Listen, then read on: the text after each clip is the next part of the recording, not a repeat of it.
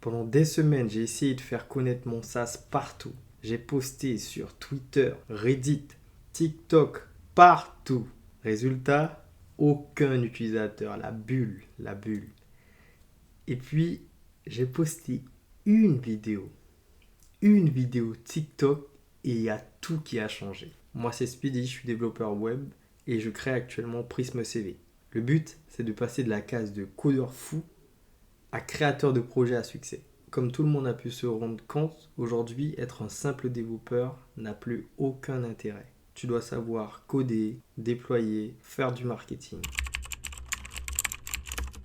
Comment l'idée de Prism CV m'est venue? On a tous entendu parler des ATS, mais on ne les a jamais vus. Jusqu'à ce qu'un jour je poste une candidature et j'ai vu dans le mail de réponse le nom de domaine Skilled. Donc c'était un message comme on en voit tous les jours. Merci d'avoir postulé, mais vos compétences ne correspondent pas. Bref. Et j'ai vu Skilled.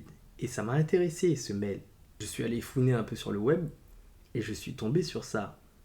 Donc Skilled, c'est une plateforme qui permet de filtrer les CV pour les RH. Donc c'est juste une plateforme ATS en fait. Et qui envoie les mails aussi pour les RH. Du coup, je me suis dit, merde, en fait, c'est vrai, ça existe. Le truc qui m'a plus énervé, en fait, c'est que moi, je me fais chier à postuler. Et c'est chiant, c'est limite un travail de chercher un emploi. Et je me fais chier à refaire mon CV, à modifier, à essayer de faire en sorte qu'il correspond pour qu'un programme informatique le prenne et l'envoie à la poubelle. Et me répondent un message, un des plus frustrants, mais plus frustrants. Donc quand tu corresponds, tu as les compétences, ils te disent ah tu corresponds pas aux compétences. Non non tu corresponds pas. Non. En ayant en fait cette frustration là, bah je me suis dit en fait bah moi il faut que je continue à postuler parce que j'ai besoin d'un taf, mais d'un autre côté j'ai plus envie de me faire chier à postuler. Donc je vais juste faire un programme qui va me permettre de créer un CV qui sera lié à mes compétences parce que à chaque fois on doit aller sur Indeed, sur Hello Work, bref, à chaque fois on doit rentrer ses compétences encore. Non, cette fois-ci, je vais rentrer toutes mes compétences dans mon programme et ensuite je vais pouvoir postuler à n'importe quelle offre d'emploi. Et ces offres d'emploi-là, eh ben, je vais juste prendre les offres d'emploi, les mettre dans le programme. Le programme, il sait qui je suis, donc il va, on va dire, il va mixer mes compétences, il va mixer l'offre d'emploi. Et ensuite, il va me produire un CV qui est adapté à l'offre d'emploi, mais qui correspond à mes compétences. Parce que mon but, c'est pas de dire que je sais faire 40 000 trucs et qu'au final, je ne sache pas faire ces choses-là. Non. Le but, c'est que je dise que je sache faire ça. Et que des fois ça peut mentir un petit peu ou un petit peu exagéré, mais pas trop, pour pas me mettre dans la merde quand je serai en entretien. Tu vois, donc le but c'est vraiment que je reste le plus possible proche de mes compétences, mais que ce soit mieux adapté au profil.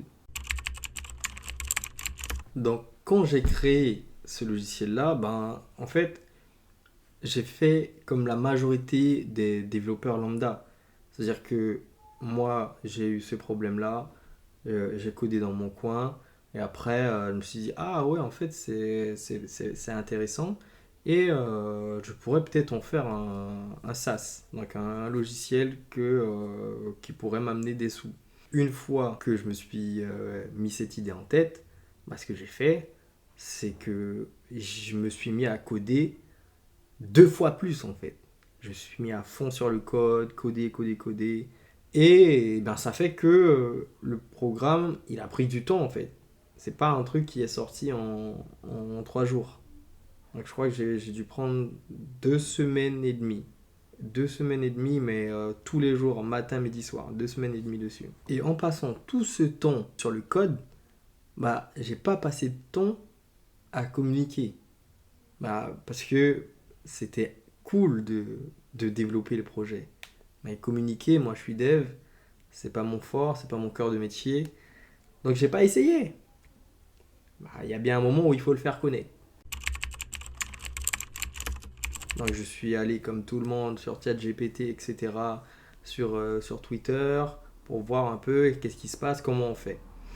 Donc, ChatGPT, il me dit que voilà, il faut poster sur Reddit, il faut poster sur TikTok, il faut poster sur Twitter, etc. Donc, j'ai créé des comptes, j'ai posté. Zéro réaction. Trois réactions. Ok, je continue, je continue, je continue. Rien du tout. Et ensuite, j'ai réussi à faire un post sur Reddit qui a marché. Pourquoi? Parce qu'en fait, j'ai essayé de bien contextualiser le projet. Et surtout, sur Reddit, actuellement, il y a beaucoup de posts uniquement IA. C'est-à-dire que tu vois à 10 km que c'est de l'IA. Mais moi, j'utilise aussi l'IA. Mais pour restructurer ce que je vais dire, etc. C'est-à-dire que moi, j'ai mon idée.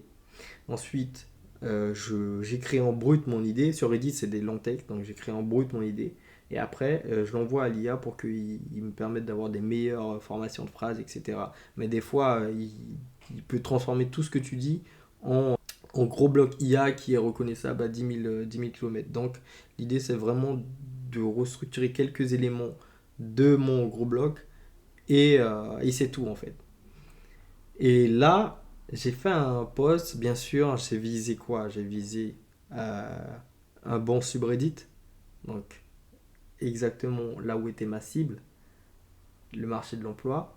Donc c'était un subreddit sur l'emploi, et j'ai posté. Et le post il était assez intéressant et tout. Et ça a fait que j'ai eu beaucoup de réactions. J'ai eu plus de, ouais, quelques milliers de vues sur le post. Et j'ai eu aussi des visites sur le site. Bah, j'étais super content. J'étais super content. J'ai eu ces visites-là sur le site. C'était un site que personne ne connaissait. Là, ben, il y a des gens qui se sont intéressés, etc. Donc ça m'a donné un peu de courage, ça m'a donné un peu de force. Et j'ai continué à améliorer le site quand même parce qu'il y avait des choses qui n'étaient pas encore terminées. Mais j'avais compris qu'il fallait que je mette en pause le développement et que je passe à la communication. Il fallait pas que je continue dans ce sens où je fais que créer des fonctionnalités et que je ne montre rien du tout. Non, il fallait que je passe que j'intègre une autre méthode et c'est ce que j'ai fait. Et c'est à ce moment-là que j'ai commencé à faire les petites posts et tout ça. Mais au final, ensuite, j'ai intégré une nouvelle stratégie. C'était d'aller sur le format court vidéo TikTok. Et je savais que sur TikTok, j'allais pouvoir amener plus de gens, drive plus de gens sur le site, mais qu'il fallait trouver la bonne stratégie. Le problème, c'est que ça allait pas louper en fait. Et j'avais peur de poster sur TikTok parce que mon site n'était pas prêt. Mais au final, je me suis dit, c'est pas grave, on va faire avec. Et ça n'a pas raté. Mon site n'était pas prêt. Donc au début, j'ai posté une petite vidéo comme ça, une deuxième, troisième et tout, ça marchait pas trop. Et j'ai changé de stratégie. J'ai fait une réaction sur la vidéo d'une personne qui parlait de mon sujet. Et là, ça a explosé. Explosé. On est passé de 3 4 5 visites dans la semaine à 10 15 20 visiteurs par jour. Par jour. On est passé de zéro utilisateur à plus de 15. Mais ce que j'ai fait, c'est que j'avais limité quand même les utilisateurs. Donc là, j'ai quand même limité les utilisateurs parce que je voulais mettre en place une waitlist. Je voulais pas que tout le monde puisse utiliser le logiciel comme ça. Donc j'ai mis une waitlist parce que ben, c'est des tokens, c'est des appels API, c'est des requêtes. Donc il fallait limiter. Et ben, ça veut dire que je pouvais avoir beaucoup plus que 15 utilisateurs. Mais là, ça m'a permis de démontrer que le projet est intéressant, c'est viable et je peux le continuer. Je peux le continuer. Actuellement, je génère 0 euros. Mais c'est pas un problème en soi. J'ai déjà vu que le projet est intéressant, les gens ils en ont besoin réellement et que potentiellement ils seraient prêts à payer pour un outil qui fonctionne comme ça. Donc s'il y a bien une leçon que j'en tire de cette expérience, c'est que il faut arrêter de coder dans son coin. Donc on le voit, je vois beaucoup ce genre de vidéos-là, etc. C'est vrai, c'est vrai. Il faut arrêter de coder dans son coin, il faut arrêter de se dire que oui, je vais sortir le meilleur produit. Non, il y aura toujours des erreurs en prod, mais ça tue pas. Ça tue pas. C'est des erreurs en prod, ça te fait rater des utilisateurs, ça te fait rater des opportunités, mais ça tue pas. Surtout, ça te met en condition et ça te permet de montrer aux gens que tu existes. Ensuite, au niveau communication, TikTok c'est le meilleur outil pour communiquer. Reddit, c'est plein de bots. C'est plein de bots. Les gens, des fois, ils sont méchants et ils sont aussi aigris. Après, ça dépend de la niche. Ce qui est bien, c'est que tu peux être amené en face de ta cible directement. Parce qu'en fait, les Reddit, ça fonctionne avec des groupes.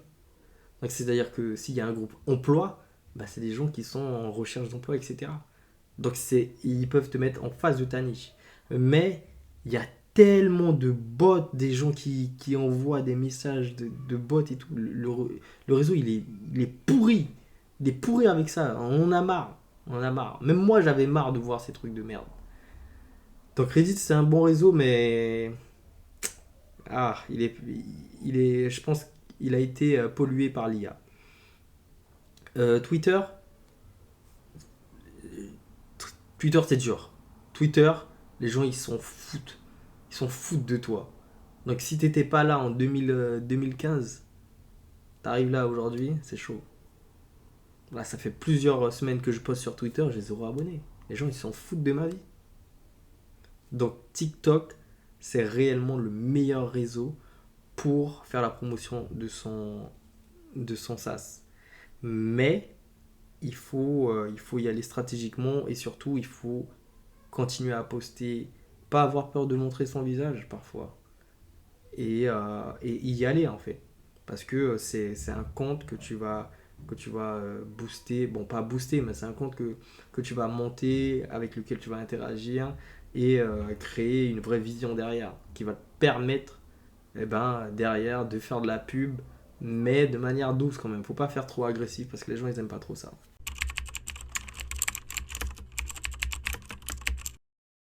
Et bien la suite. Maintenant, qu'est-ce que je vais faire? Eh bien, j'ai des utilisateurs, j'ai des données, je vois un peu comment ils interagissent, etc. Bah, le but, ce sera de convertir. Maintenant, je vois que le projet, il est vraiment intéressant, qu'il y a vraiment des attentes derrière. Je vais essayer d'être un peu plus communicatif avec les utilisateurs, d'avoir une relation un peu plus forte et je vais essayer de les convertir, tout simplement. Mais c'est déjà un bon début. En tout cas, abonnez-vous à cette chaîne pour suivre l'aventure. Je vais continuer à vous partager ça. Je vais continuer à partager les tips, ce que je découvre, ce que j'apprends et c'est une aventure intéressante. Soyez avec moi.